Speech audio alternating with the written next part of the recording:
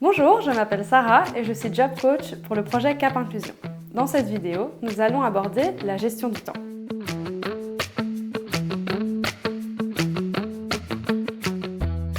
Comme nous avons pu le voir dans notre première vidéo, le parcours vers l'emploi n'est pas une ligne droite et demande beaucoup d'efforts. Dans notre vidéo sur l'orientation professionnelle, vous avez pu apprendre comment construire votre projet SMART et maintenant que votre projet est plus concret et mieux défini, il faut savoir comment organiser les différentes tâches à accomplir et par où commencer.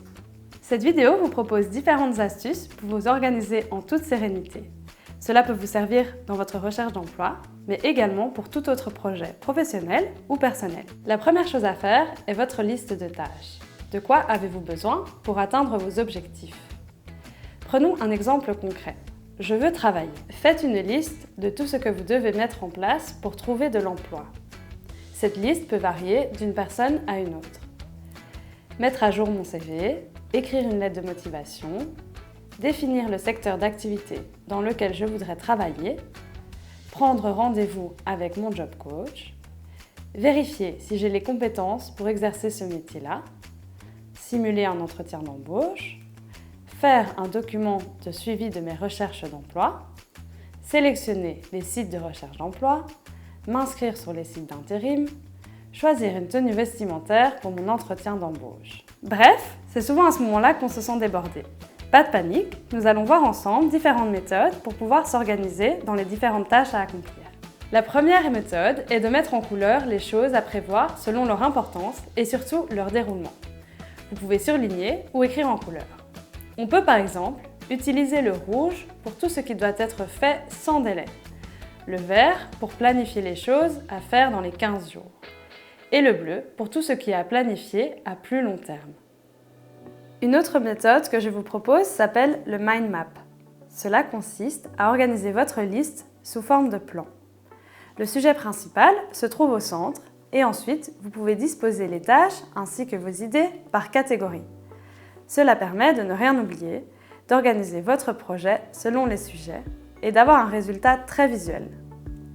Un mind map peut être très simplifié ou très complexe. Mais à vous de voir ce qui vous parle le plus. Vous pouvez utiliser des couleurs, des dessins, du texte, tout ce que vous voulez et qui vous aidera à y voir plus clair. L'intérêt est d'avoir toujours tout à vue, pas besoin de tourner les pages. Vous pouvez ressentir des difficultés à organiser vos tâches en fonction des priorités.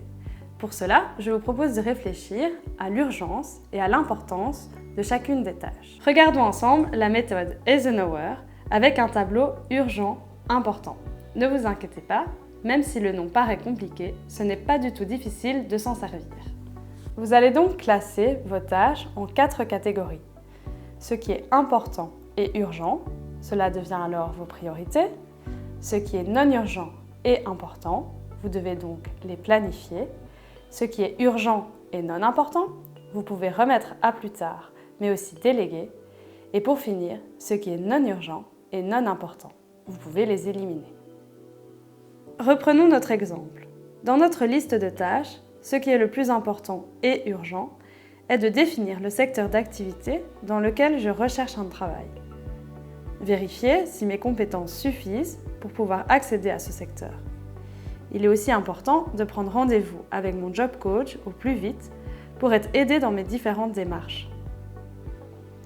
On peut ensuite définir les tâches importantes mais moins urgentes.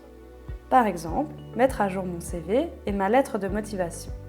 Ce sont des étapes très importantes, mais elles viendront plus tard, après avoir défini le secteur d'activité dans lequel j'aimerais travailler et après avoir vérifié mes compétences.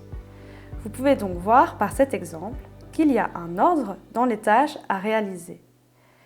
Vous devez prendre conscience que ce qui est urgent n'est pas toujours le plus important. À l'inverse, ce qui est important n'est pas forcément la première tâche à réaliser. Ce qui peut également vous aider dans la gestion de votre temps, c'est de définir des dates afin de fixer des objectifs et d'éviter de repousser continuellement à demain. Pour cela, je vous propose d'établir une ligne du temps que l'on peut également appeler rétro-planning. Au lieu de planifier à partir d'aujourd'hui jusqu'à la date de fin, on partira plutôt d'une date future, donc définie à l'avance, et puis on revient vers aujourd'hui en précisant les étapes à accomplir. Dans le cadre d'une recherche d'emploi, il est difficile de déterminer précisément quand nous allons trouver du travail. Cependant, on peut se fixer une date souhaitée pour être prêt à se lancer dans la recherche active d'emploi et les entretiens d'embauche. Prenons par exemple le 1er mars de l'année prochaine comme date souhaitée.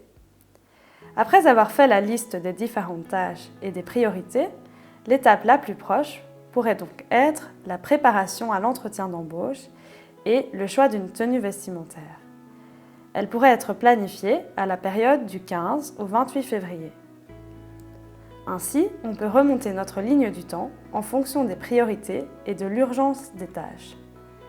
Il peut être important de quantifier le temps nécessaire à chaque tâche, mais aussi de se laisser des marges de manœuvre si jamais cela prend plus de temps que prévu.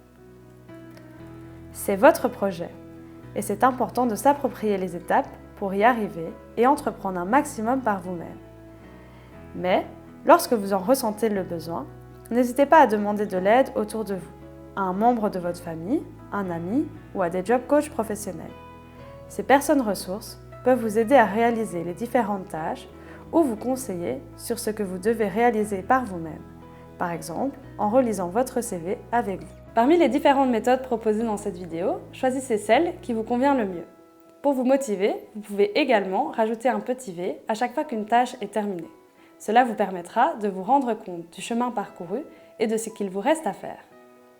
Pour clôturer cette vidéo, je vous propose une petite expérience pour vous montrer qu'il faut prioriser les choses importantes. Le récipient que vous voyez devant moi représente votre temps. J'ai différents éléments sur la table. Des boules, des cailloux et du sable. Les boules représentent vos priorités. Les cailloux sont les tâches importantes mais secondaires et le sable représente les tâches moins importantes mais qui peuvent prendre du temps et beaucoup d'énergie. Si je commence par déposer le sable dans mon récipient, ce qui veut dire que je consacre mon temps en priorité aux petits tracas et aux tâches non essentielles. Je pourrais malgré tout disposer mes cailloux et probablement quelques boules. Mais alors, il me restera des boules que je ne pourrai pas placer à l'intérieur. Ces boules représentent pourtant des priorités et des tâches importantes. Si, à l'inverse, je commence par mettre les boules dans mon récipient, je peux ensuite y mettre mes cailloux et il me restera malgré tout de la place pour le sable.